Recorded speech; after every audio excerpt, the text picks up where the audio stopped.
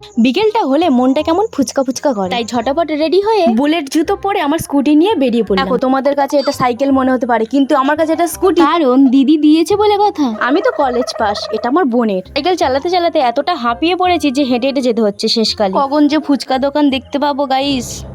এই তো চলে এসছে ফুচকা দোকান সারি সারি। আর আগে খেয়ে নিলাম মাছের চপ। চলো এবার যাওয়া যাক ফুচকা দোকানের সামনে। এই দাদা ভাইটা আমাদেরকে ফুচকা খাইয়েছে, ক্রেডিট তো দিতেই হবে গাইস। চলো এবার খাওয়া যাক। সত্যি ফুচকাটা অসাধারণ হয়েছিল, মানে একটু ঝাল ঝাল হয়েছিল, ঝালটা দিতেই বলেছিলাম। লাস্টে এই সস দিয়ে যেটা খাওয়া হয় সেটা তো বেস্ট।